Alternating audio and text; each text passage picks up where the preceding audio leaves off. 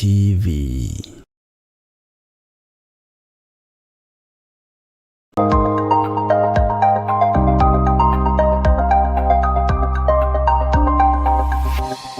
Eno ni Murata wa Ngai TV. One more time, God has privileged me to speak to you in this hour, and I know God has already prepared what He is about to give to you. Praise the name of Jesus. And therefore, you will just receive it as it comes. It is not my preparation. It is the preparation of God. Hallelujah. I want to share with you about the mechanism of mind. The mechanism of mind. Mechanism of mind. So I will speak in the next 30 to 40 minutes. So you just be keen to what I will be speaking about.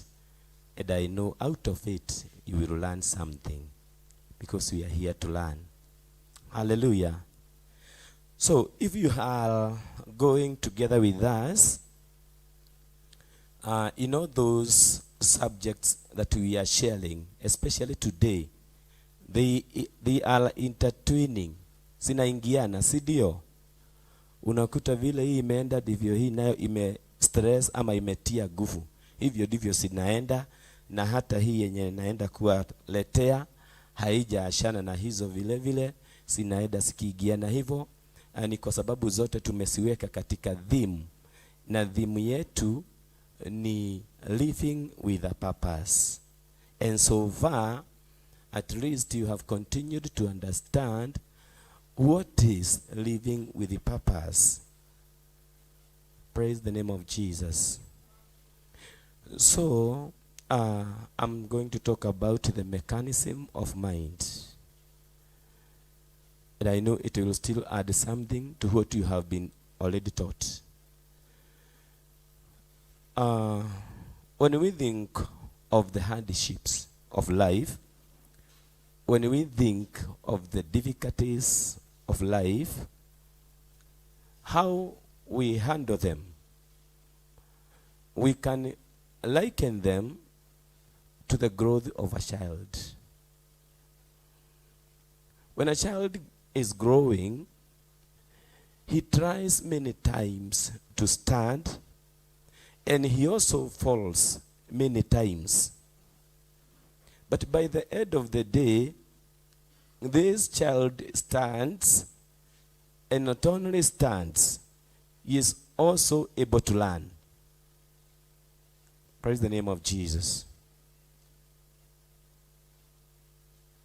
Your ability to overcome situations of life is primarily pegged on your line of thought.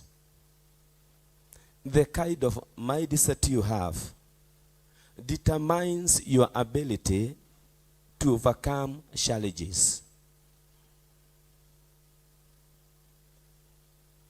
So, in the mechanism of mind, we look on how are the thoughts sown in our hearts, in our minds. When we are talking of hearts and minds, we are not talking about the heart that pumps the blood. We are talking about the spirit of man that is in man, the intellectuality part of it.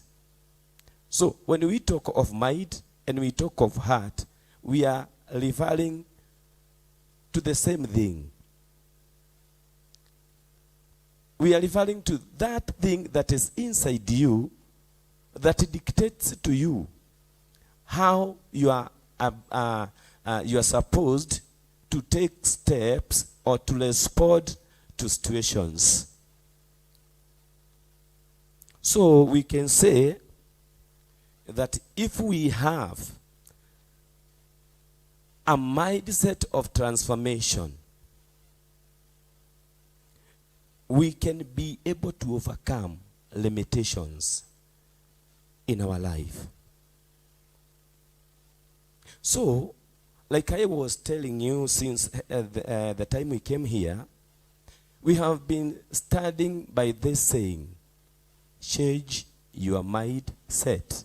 For you to have a purposeful life, change your mindset. Depending on what you are receiving here, depending on the teachings that you are being given. Several teachers have stood here to teach you. In every time, they are directing you to changing the way you think, your line of thought, so that you can be able to overcome that situation that is too hard for you in your life. The way you think that you are a failure, the way you think that you are defeated, that is just within you. It is a seed that is within your heart, but it is not the whole reality. The speaker who was speaking here, he said, for you to have a good way of developing your character, you must focus to a good foundation, strong foundation, which is Jesus Christ, and which is the Word of God. When your character is built according to the Word of God, then you are heading to the right direction. You will overcome. The same case applies to what I'm telling you. If you embrace a mind that is not rigid, yenye haijasimama kukauka hivyo, you are ready to adjust yourself. She also reiterated the point we have been speaking before. When you are here, be ready to be guided. Follow a particular authority. Do not be the know-it-all. Accept to move from where you are standing so that you can move to the right direction. As we were talking yesterday, then there is a day I spoke to you, and we talked about the phototropism. And we said, a phototropism is the tendency of a plant to glow to the direction of the light. So, as we talk about the mind, for you to be able to overcome challenges, how should your heart flow? How should your heart flow? Your heart should flow to the direction of the Word of God. Your heart should flow to the guidance that you are given.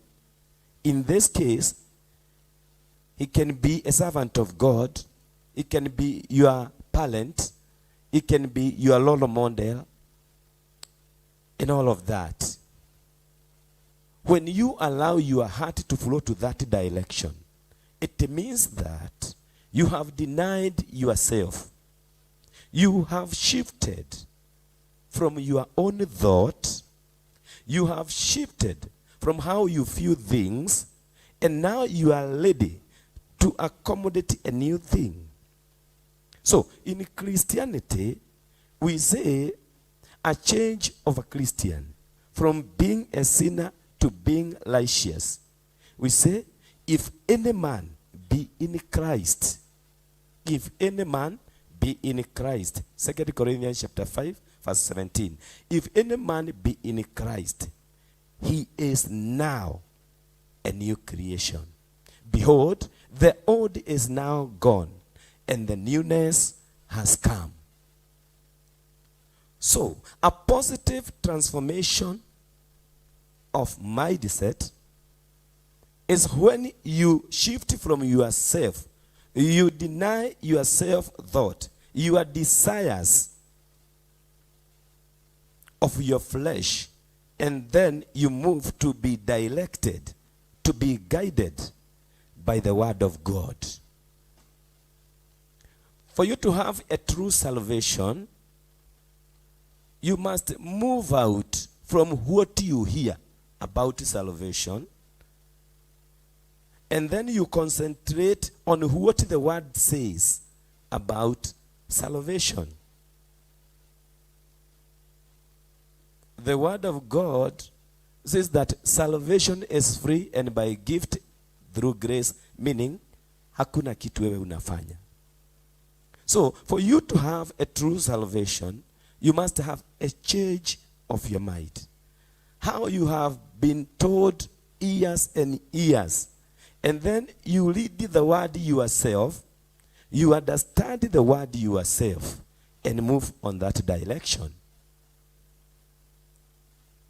So, we say, we move our hearts to the positive direction in order to achieve the happiness.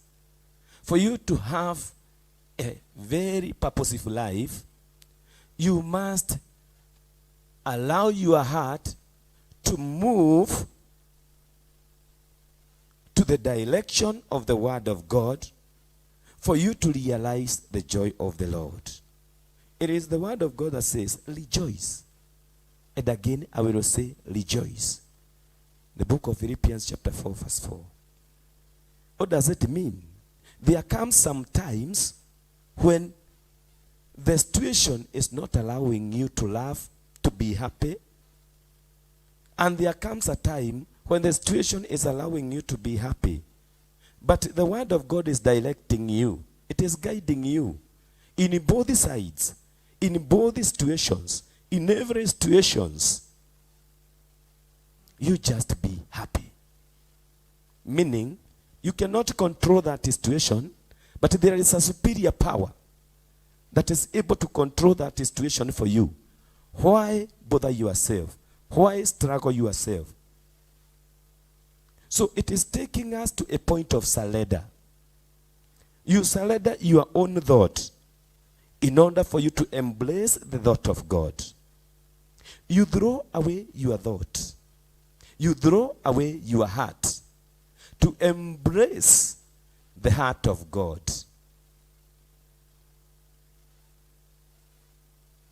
So, in the mechanism of mind, we look at these things.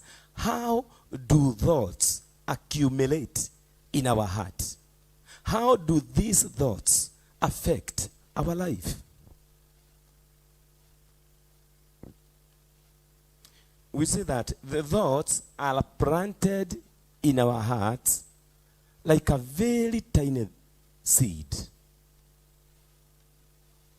A very tiny seed. And if this tiny seed finds a favorable ground, it will grow gradually, pole, until it will come to manifest to a very big seed or plant. For example, we have the mustard seed. It's a very small seed. But when a mustard seed is nurtured, it gets to the favorable environment. It grows to a very big plant with very huge branches. The same case applies to the lead wood. The lead wood seed is a very tiny seed, but it grows to a very huge plant. That is what happens to our mind. An evil thought is put in your heart, and then you ignore and you give it a favorable environment in your heart to grow. And then it grows and grows, and it leads up to the extreme measure.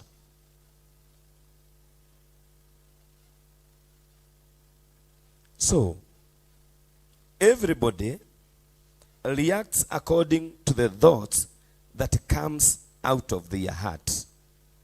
Our hearts are created by God, but now the outcome of our hearts depends on what is planted inside these hearts and how you handle the seed that is planted in this heart.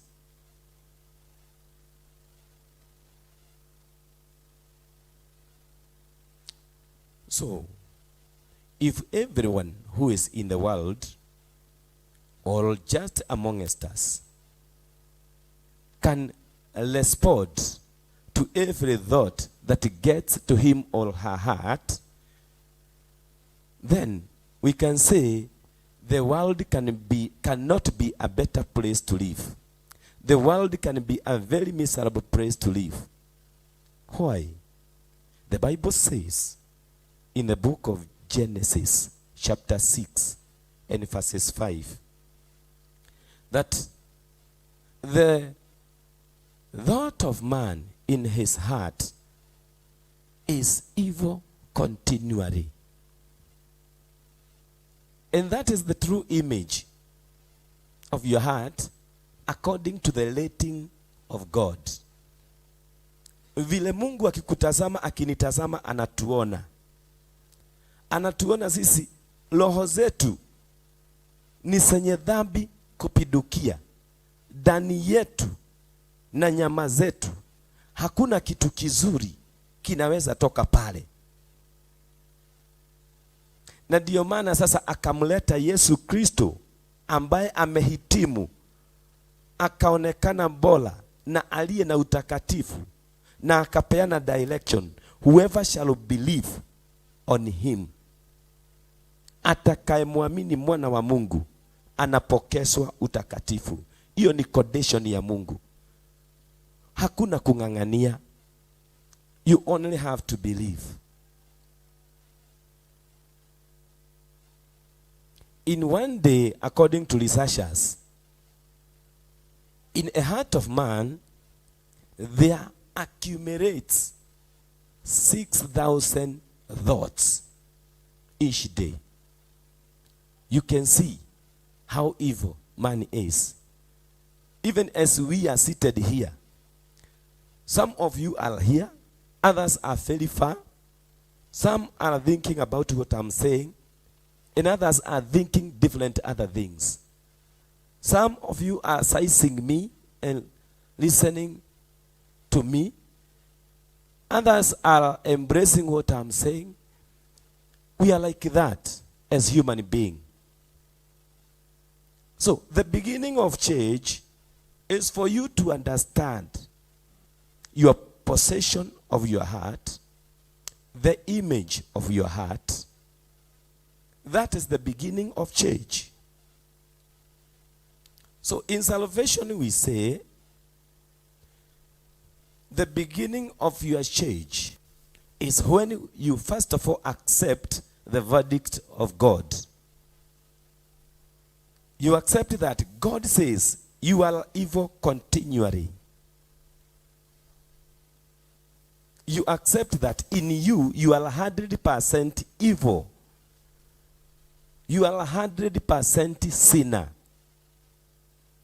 So when you accept that, now you can humble yourself and move to the direction of him who qualifies the ungodly, according to Romans chapter 4 and verses 5.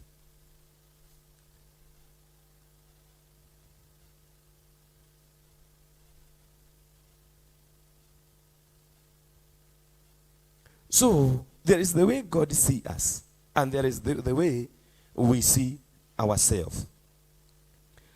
Many a times your thought tells you that you are so useless. Sometimes your thought tells you you are very hated. Sometimes your thought massages you. They tell you you are very smart. You are very beautiful. You are very wise.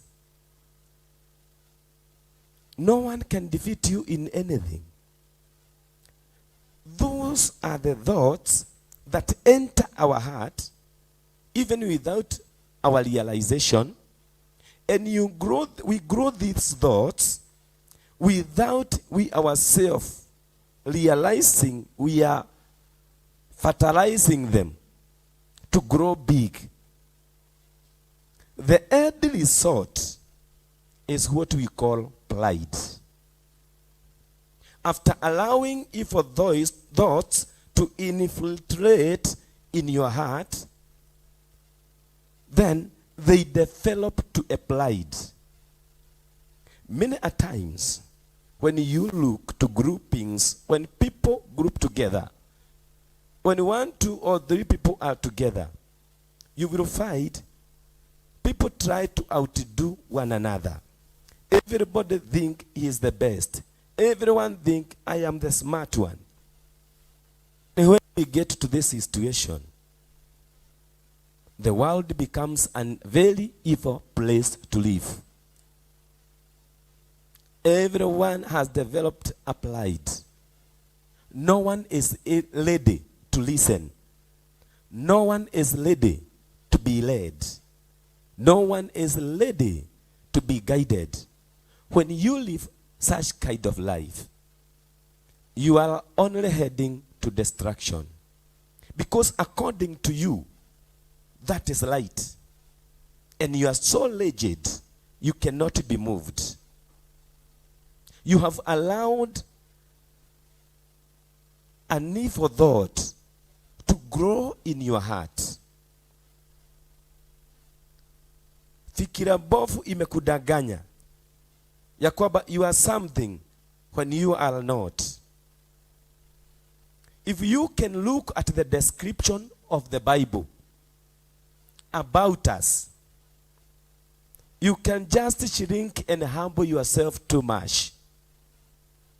Because the Bible talks about we as maggots. The Bible talks about we as dust.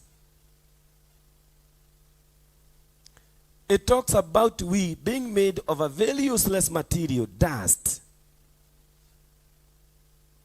It talks about we as feces. That is the description of the Bible. That is how it describes us. But somewhere along the way, the devil whispers to us. He tells us that we are anything. We are able to do anything by our strength, by our efforts. And when we get to this, pride grows inside us. We cannot listen again. We cannot be guided again. We cannot humble ourselves again. We go against the will of God. And the will of God is for us to humble ourselves before him so that he can lift us. He holds every power. He holds every authority. Our future rests upon his heart. It rests upon his will. And he tells us clearly, humble yourself and I will lift you up. That is the condition of God. The condition of God. Seek first my kingdom and its righteousness, and I will prosper you. But the thoughts that enter our heart tells us that there is something we can do and become this and that.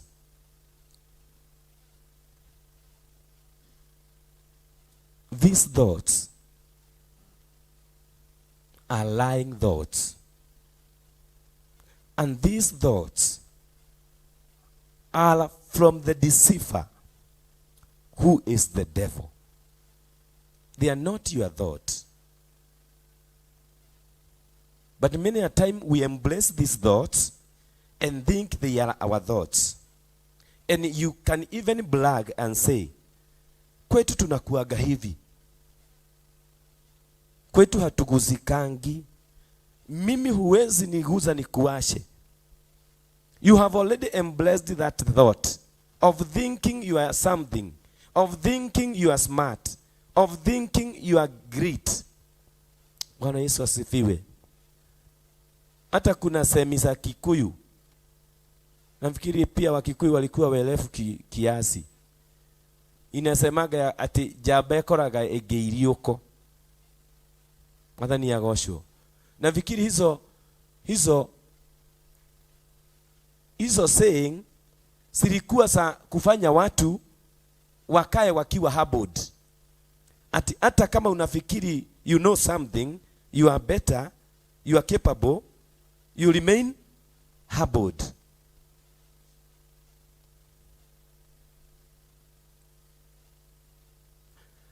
Kuna mambo kadhaa ama mafikira kadhaa ambazo huingia ndani yetu. Fikira ya kwanza ambayo ni fikira ya udanganyifu na ni haribifu na inatuharibia maisha. Fikira ya kwanza tunaiita overgeneralizing. Overgeneralizing. This is when you think that the way things they are supposed to be like that. The pattern that you find in your family, you think that pattern cannot be broken. The evil acts that goes on in your family, you think that they are meant to be that way to everybody. That overgeneralizing is just an evil thought that has entered your heart. And if you allow it to grow, it will keep on oppressing you. Remember, kuna mwalimu alitufundisha akatuambia katika maisha yake alikuwa anaambiwa ati wazazi wake ni wazee na mambo mingi, mpaka akafika level ya kujidharau, na akakuta alikuwa akiongoza akajikuta ako mkia. Sasa ni kwa sababu at some point aliruhusu hiyo fikira bofu ifanye kazi katika roho yake, lakini mahali alifika akasema enough is enough. Akasema it can be changed, na akachukua step of change. Hakika mambo ilibadilika. So overgeneralizing things is not a good idea. It is an evil idea. Another one tunaita labeling. Labeling is a negative thought about yourself or another person. So sometimes you say, me, I make a lot of mistakes. Me, I'm fairly foolish. Me, I'm fairly useless. Sometimes unaweza kuwa unashikaga kitu inaanguka tu, inafujika. Alafu kwa sababu ya hiyo mistake already unajijasia. Unasema mimi ni bure tu. Sasa mimi ni wa nini? Niliumbwa wa nini? Bwana Yesu asifiwe. Unajiuliza hizo maswali. Already umejibadika kikitu na umeanza kuishi nayo ya kwamba mimi ni bure, mimi sipendwi, mimi siwezi pendeka, mimi siwezi achieve, mimi siwezi ongea mbele ya watu, nitashekelewa. You have already labeled yourself. Umejiwekelea title fulani, jina fulani, na umechukua hiyo ni yako. That labeling is another thought, an evil thought. When it gets to your heart and you allow it to grow, it will make your life to be a useless kind of life. There is another one we call mind leading. Mind leading is when you jump to conclusions. You see people gathered here, you are of their group, but because you have ever, at one time or the other, you had an issue with them, so every time they gather, as you see them laugh and say high five, do high five, you think they are talking about you, It is you they are discussing. Unajijasia na kutoka hapo huongei na mtu, huna evidence ya kile unaamini. Mind leading. Na hiyo iko shida, iko na watu wengi sana. Unaangalia tu mtu hivi, amevalia hivi na vile, wewe unamjajisia tu, huyu ni malaya, huyu ni mwizi, huyu si beta kanikaribie. Unajijazia tu, huyu hawezi kuaminika. Unaangalia tu mtu sura, mtu labda anakaa kismile, unasema huyu ni mjinga sana. You are jumping to conclusion. You are judging a book by its cover. That is a need for thought. And when you allow it to grow in your heart, it can be only destructive in your life, because it will deny you a chance of interacting and socializing.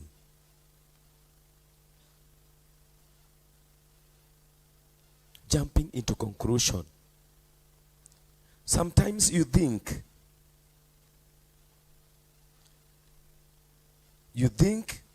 that people hate you, people don't love you. For example, you may have a bash and you were expecting that somebody to invite you or any other kind of gathering, and maybe by mistake haja kualika. Ndiye wewe huyo, si unawaona vile wananishukia? So you can see they hate me, they don't love me. Hata wanakujaga tu hapa kunionyesha meno na vile wananishukia, hata sitaki mambo zao.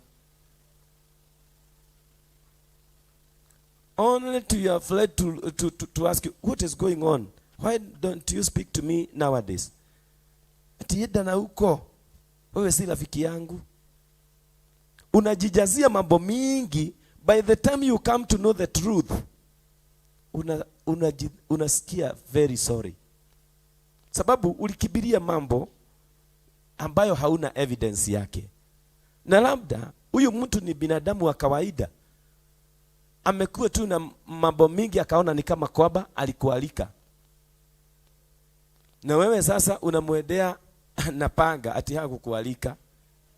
So if you don't change that kind of mind, it will only lead you to separation. It will cause isolation in your life.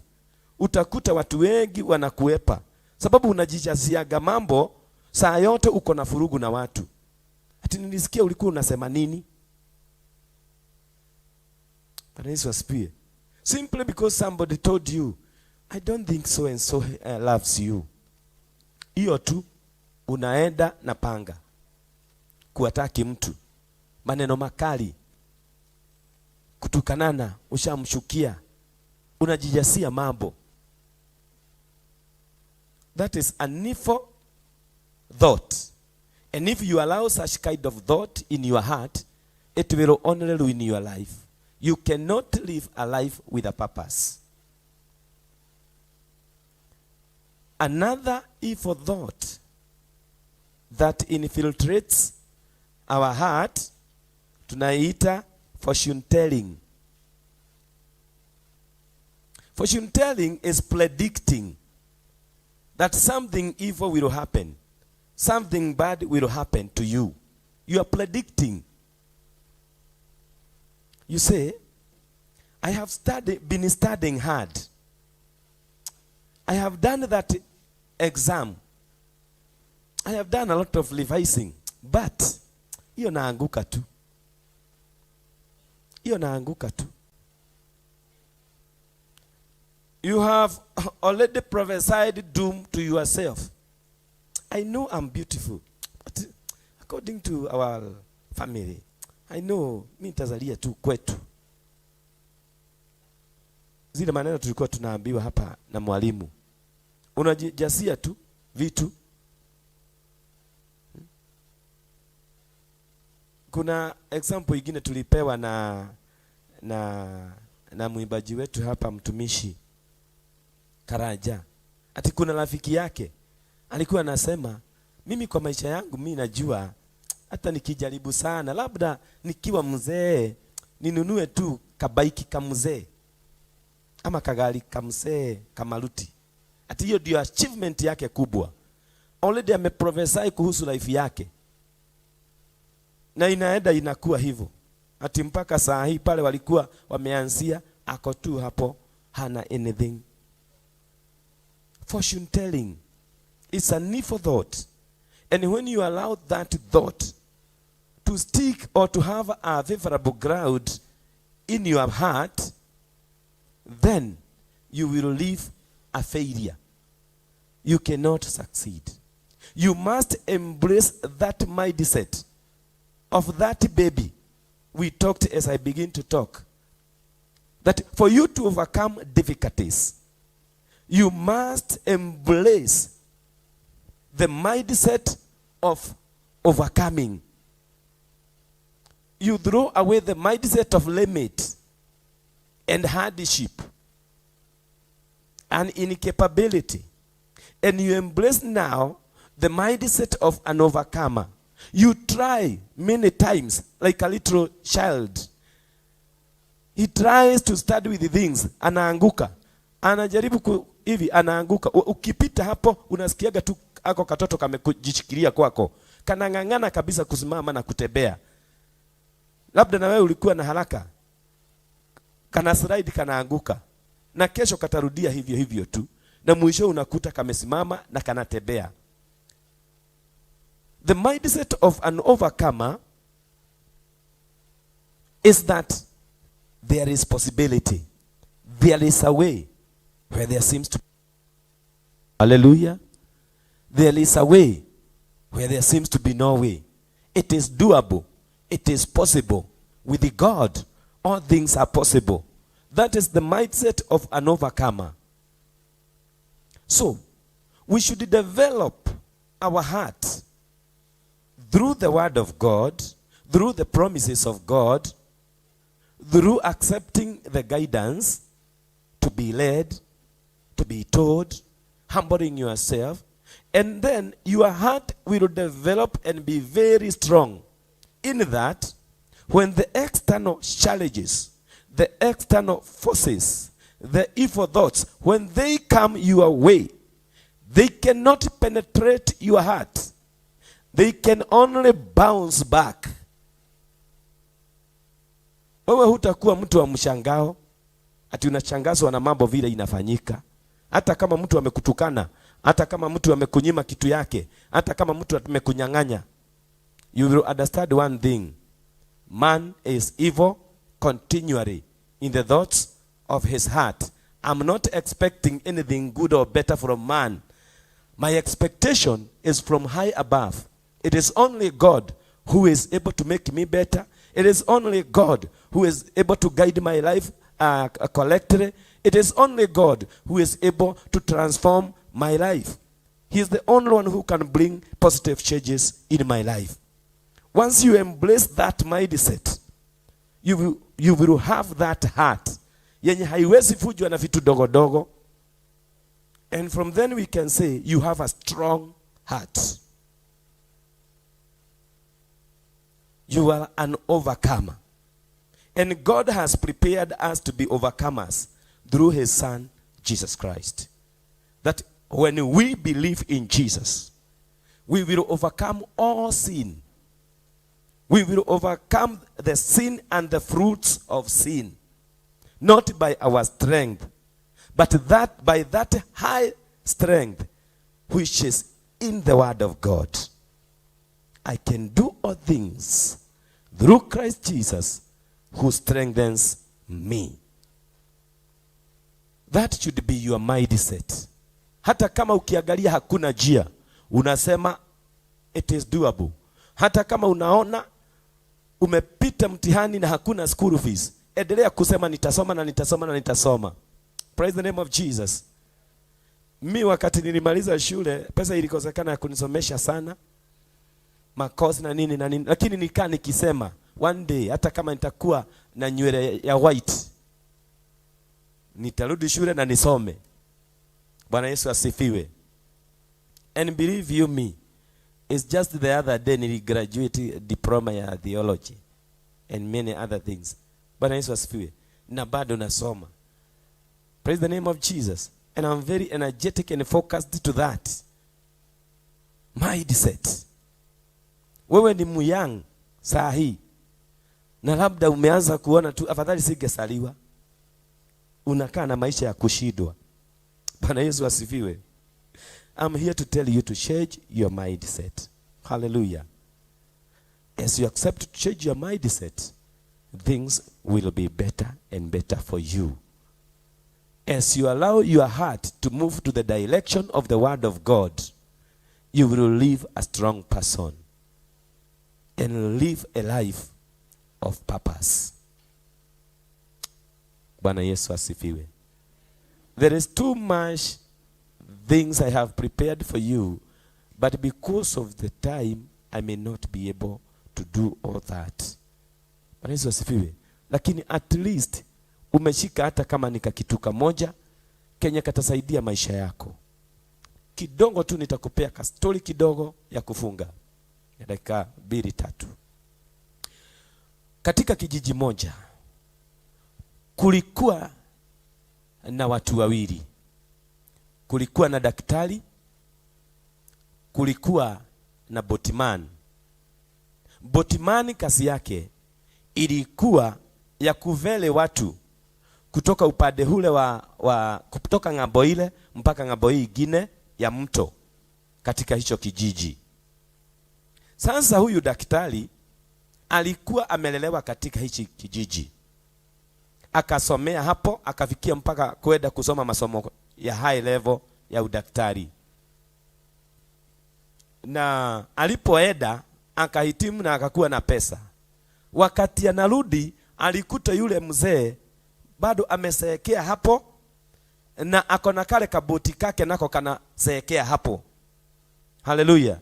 Alipoangalia vizuri akaona huyu ni yule mzee mwenye alikuwa ananibeba na hii boat nikiwa moyang, na sasa ndiye huyu nimeenda nimehitimu, mimi daktari mkubwa na niko na pesa yangu. Na bado yeye anasukuka tu pale nilimuasha. Akabebwa afukishwe pade ile. Wakati amebebwa alidevelop the high heart. Alidevelop ile mindset ya madharau. Alidevelop ile mindset ya pride. Akaanza kushogoa yule boatman na maneno makubwa. Akamuuliza, Mr. Boatman, do you know what is prophecy? Philosophy. Do you know what is philosophy? Amwambia, mimi sijui. Angamwambia, boatman, quarter of your life is as good as dead. Boatman akakasirika. Hakumwashia hapo. Akaenda akamwambia, unajua what is astronomy? Akamwambia hata hiyo sijui. Akakasirika zaidi. Unawezaje kuwa unaishi katika hii mto na hujui what is astronomy? Half of your life is as good as dead. Akaendelea tu hivyo akimshogoa. Akamuuliza, Mr. Boatman, do you know what is literature? Akamwambia, sijui. Akamwambia, if you could have known what is literature, the time you have spent in this river, you could have written a very good literature about yourself and this river. Boatman akakasirika zaidi. Naye daktari akamwambia, 3/4 of your life is as good as dead. Sasa sababu boatman amekasirika kabisa, aliendesha boti na makasiriko, amedevelop ile mindset ya anger. Alidrive na makasiriko, hakuona a sticking lock in front. So akaenda akagogesha boat. Wakati aligogesha boat, the water infiltrated in the boat and the boat started to sink. Hallelujah. Haya, pointi mzito iko hapa. Sasa Botimani akapata chance ya kujishosha. Akapata chance yake sasa ya kulipisha. Akamuuliza, daktari, do you know how to swim? Akamwambia, how can I know how to swim? Akamwambia, how are you saying that you don't know how? Akamwambia, Mr. Doctor, the 4 out of 4 of your life is now sinking in the water. Praise the name of Jesus. Meaning the whole of your life now, na elimu yako na udaktari yako zote zinaingia kwa maji. You are dying. Na hapo yeye akaruka kutoka kwa kaboti. Botimani akaswim akatokelezea akia mshidi. Daktari akaashwa na huko. Praise the name of Jesus. So, what does this teach you? Never think in your life that you are anything smart than that other person to develop the mindset of despising others. Always humble yourself before the Lord and allow God to lift you up in Jesus' name. Hallelujah. Stand up on your feet. Tuingie kwa kipindi kidogo ya lunch hour, alafu tuende kwa lunch. Hallelujah. Blessed be the name of Jesus. Nitamkaribisha Pastor Dan aweze kutupanga na hiyo lunch hour kidogo, alafu tuende tukakule. Tayari chakula naona sinapangwa. It's only like 25 minutes. Alafu tumalizie lessons zetu saa hii, alafu tuende tukule. Mungu wetu awabariki sana. Tukipata chance nyingine nitaendelea kuwapea mindset nyingine na ili mkaesidi kubadilika katika maisha yenu. Amen. Thank you. Tumu appreciate Pastor Moi kwa makofi mazuri. Asante. Hebu niulizie jirani, umeshika nini? Hiyo lazima atakwambia. Niulizie umeshika nini?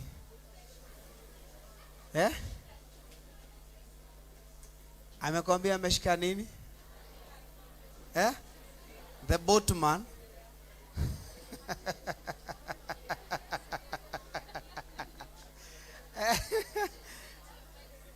Change your mindset, ameshika boat. Mwingine ameshika dive. Wewe umeshika nini wapendwa? Jimmy hapo kwenye umeshika nini?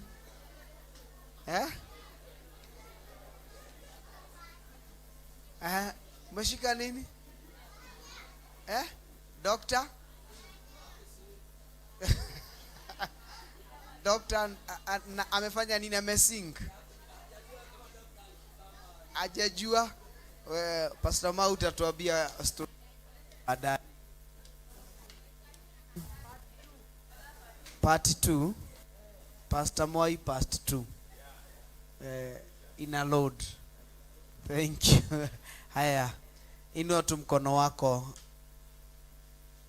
wa kulia juu. Bwana Yesu asifiwe. Abia jirani amuka.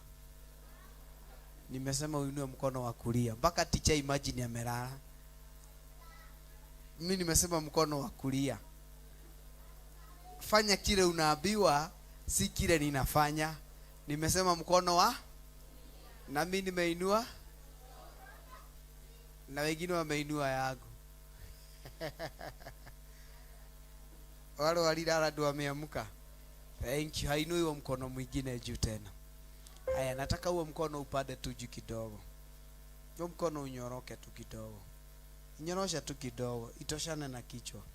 Haya, fuata hiyo mkono ufikie hapo juu. Ushike hiyo mkono, kichwa yako ishike hapa vidole. Ufuate, mimi nataka mwili ifuate hiyo mkono. Mwili, wapendwa wasikilizeni, inawezekana. Kama haiwezekani, bora mimi nimesema kile unafaa kufanya, plan on how to do that. Inua mkono juu, then mwili yako ifikie huo mkono. Ifikie huo mkono. Wewe sijasema urudishe mkono hapa, nyorosha mkono juu hivyo. Haya, sasa fikia huo mkono, fikia huo mkono. Huo mwili ikichwa ifikie huo mkono. Hivyo ng'ang'ana. Kwa maisha hivyo ndio unafaa kuwa. Unafaa kuwa aje? Usijaribu ku give up. Inawezekana. Kuna njia kuvuta hiyo mkono, lakini jaribu kung'ang'ana kuifikia mahali ili. Haya. Nataka uinue mguu tu moja hivyo.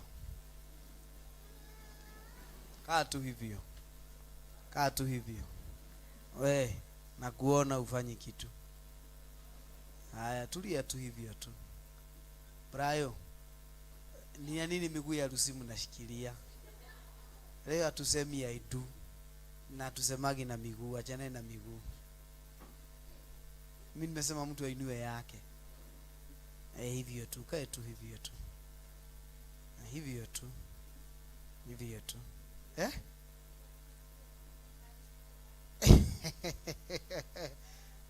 It is possible. It is possible.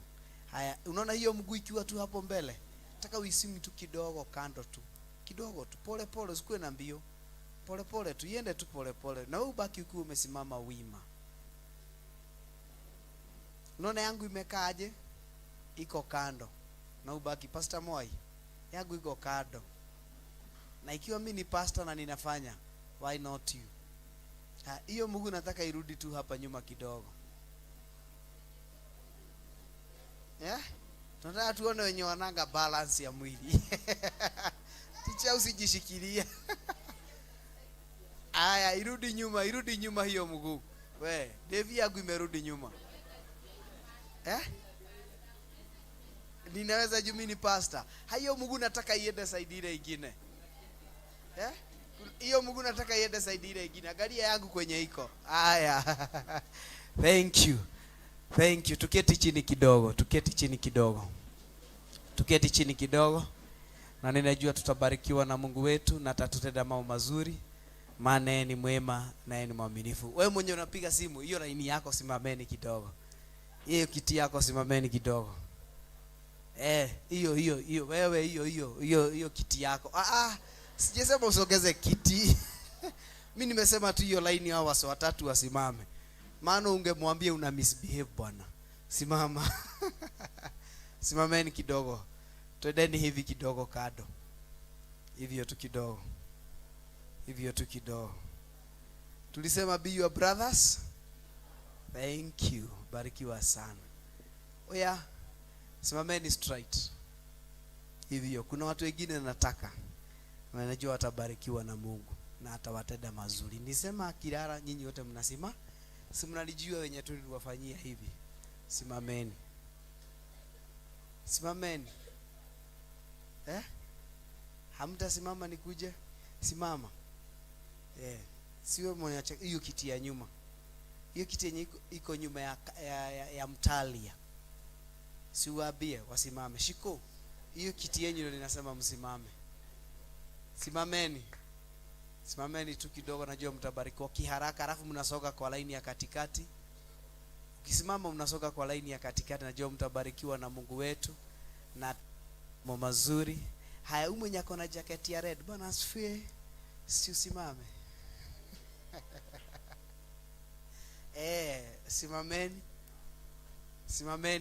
Simameni. Najua mtabarikiwa na Mungu wetu. Atawatenda wale walio mazuri. Thank you. Kwa nini umewacha huyo mwingine? Nakuja tu hapo saa hizi. Wewe simuniangalie na huku, acheni kuinama. Uniangalie na huku tu. Niangalie tu na huku. Wasimame hizo line mbili. Unaona hizo line mbili mnapointiana. Hao watu wawili wako kwa dirisha na imagine wako kwa dirisha wali wa mess. Simameni kidogo. Oya, nyinyi hivyo. Alafu ukisimama unasimamisha laini yako. Unawaambia hamukuniamusha. Nyinyi ndio mlifanya mako. Unawaambia simameni mnisaidia maana hamukuniamusha. Haya, bado hawajasimama. Tuharakishe. Thank you. Jipigieni makofi mazuri kwa sababu nyinyi ni wazuri. Mose, simsimame na hiyo kiti yako. Simama. Na hata hiyo kiti yenye iko mbele ya Mose. Bwana Yesu asifiwe. Simameni kidogo. Asante. Simama. Mose waguze au wenye wako mbele yako. Thank you. Unawaamsha hivyo.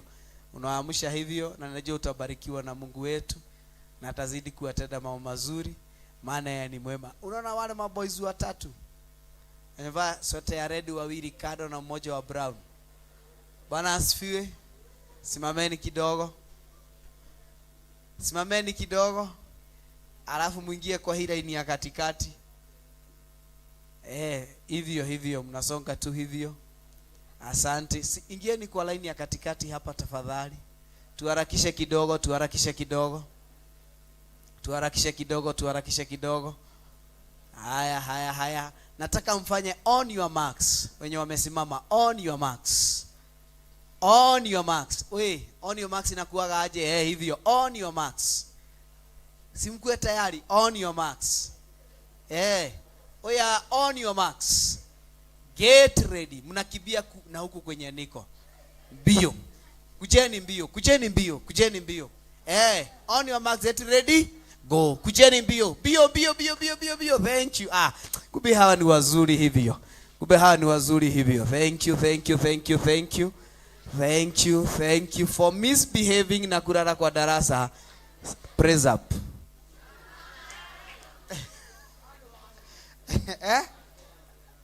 Praise up. Mtachagua nani achape praise up? Ama nyinyi yote? Wapige wote ama mwenye ame misbehave?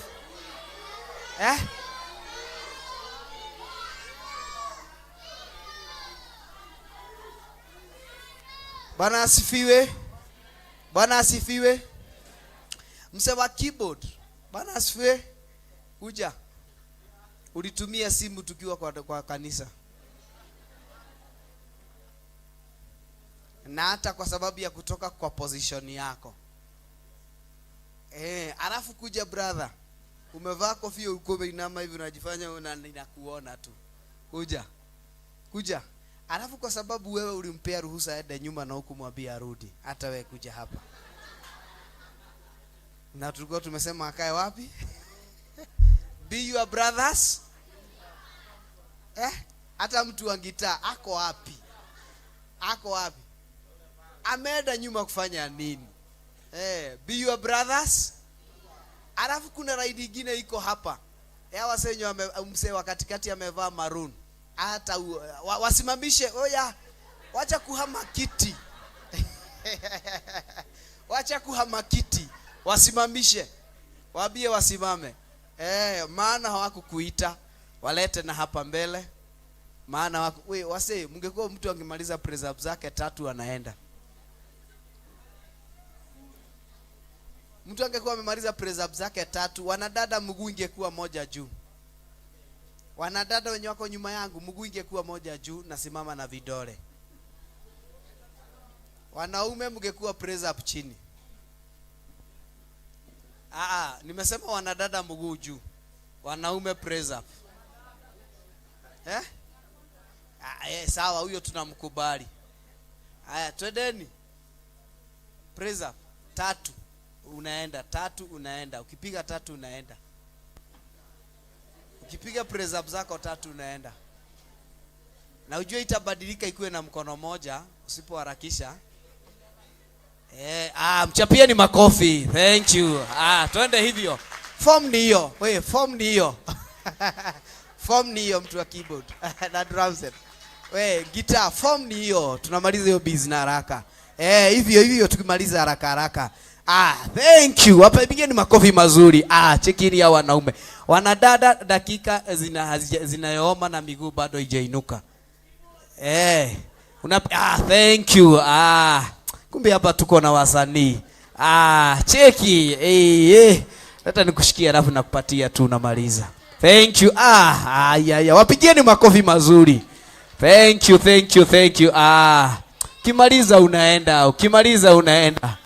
Kimaliza unaenda. Na mguu ikue juu na dada. Thank you. Wachapieni makofi mazuri. Mguu ikue juu. Tokeni kwa ukuta. Sogeni hatua moja mbele. Soga pale. Thank you. Hivyo unaenda, ukimaliza unaenda, ukimaliza unaenda. Thank you, lakini umetuibia. Haya. Haya, twende chini bwana, tumalize hiyo bizaraka. Hivyo ukilala na mambo ni kama hayo. Mchapie makofi mazuri. Haya, we. Unaona venye mnafanya? Thank you. Mchapie ni makofi mazuri jameni. Asante. We, hiyo ni ya ukweli ama hii hapana? Hii ninakataa, hii kitambaa umefunga mkono. Ni ya ukweli? Awachana na huyo nimemkubalia afanye hivyo.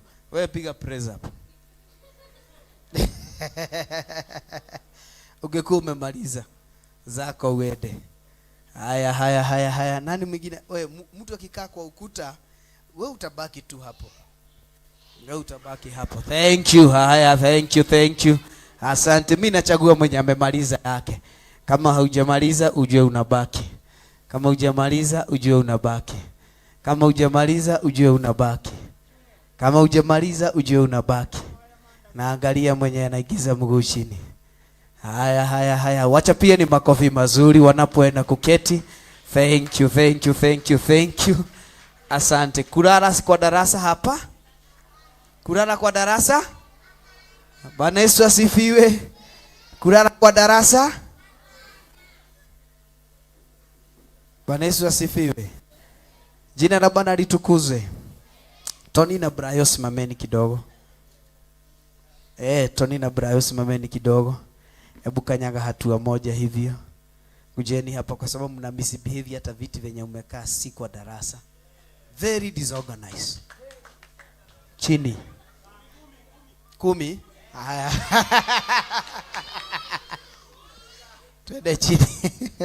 Twende chini. Haya. We, nini bwana?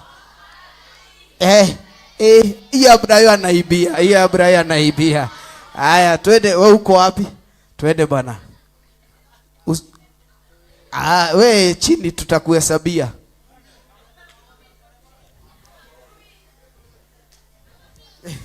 We zinazidi. Haya, twende. Twende.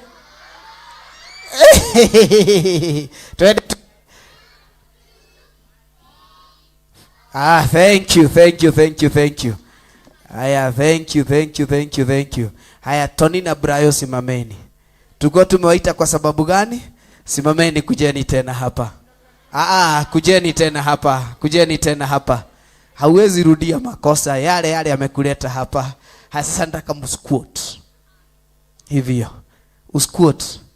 Na ushike masikio. Utembee baka pale nyuma alafu rudi. Ukiwa chini lazima urekebishe lazima afanye nini? Arekebishe Ungekuwa chini, chakula zinapoa, wewe ndio umetuweka. Brayo, hivi. Alafu natembea hivi. Baka pale. Alafu ndarudi. Twende. Bas press up.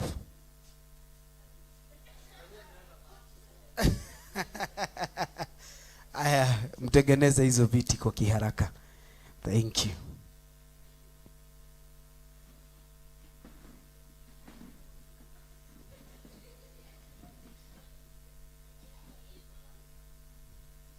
Ukikosea mtarudi tu hapa.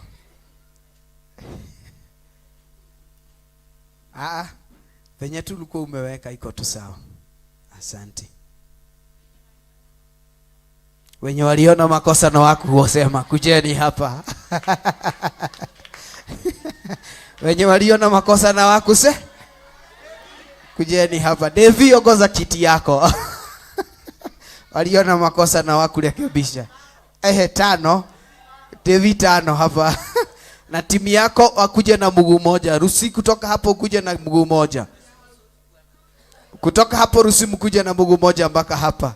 Aya, Devi 5 zingekuwa zimeanza tayari. Alafu mtatoka hapo Devi akimaliza. Na mguu kikanyaga chini mnaendelea. Aya. Thank you. Kuna mwingine alifanya makosa? Nani? Cameraman. Alifanya nini? Alikuwa amelala na ako kwa kamera. Hiyo ni makosa kubwa sana. Simama. Mliona kamera ready akiwa amelala?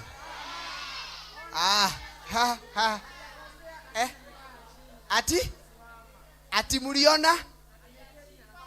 Ameketi chini na anafaa kusimama. Sasa simama kwa mguu moja. Anakalia viti za ako na makosa nyingi. Na yeye ticha anakubalia keti karibu na yeye. So anasimama na nani? Na ticha wakiwa na Pastor Ann. Wakuje hapa na mguu moja. Wakuje hapa na mguu moja. Haya, Pastor Ann, kwa nini unasalia huko? Ticha. Wakuje hapa na mguu moja. Mrukaruke hivyo mpaka Pastor Ann afike. Mrukaruke hivyo. Hey. Yes. Haya, tuwasamehe. Mungu haya. Thank you. Haya, waende waketi chini. Kuna makosa mengine uliona? Ya nani tena? Asimame, alilala.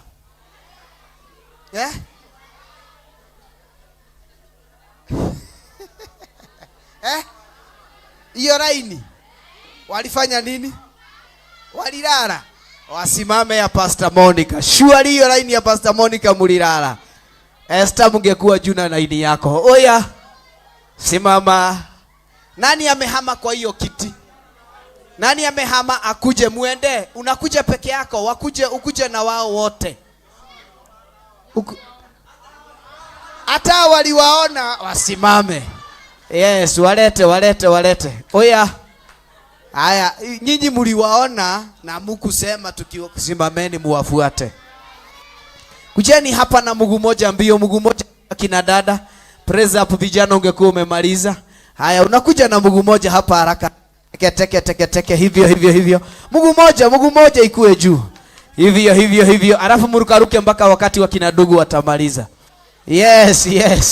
Haya, twende hivyo mpaka wamalize. We, praise up chini. Mngekuwa mmemaliza. Haya, twende hivyo. Wadodo walifanya nini? Nyinyi mnaonea wadodo. Thank you. Haya. Wadodo walilala. Acheni tusamehe wadodo. Thank you. Naona lunch iko tayari. So tutatokea tu hapa, twende tuchukue maamkuli. Kisha tufanye nini? Turejee. Si ndio? Yeah? Haya, be your brothers. Thank you. Tusimame watoto wadogo, tuanzie wao. Wale wachanga kabisa tuanzie. Kibieni hivyo. Kimbieni. Wale watoto wadogo kujeni huku. Watoto wadogo ninasema wakuje huku. Haya, eno ni Murata wa Ngai TV.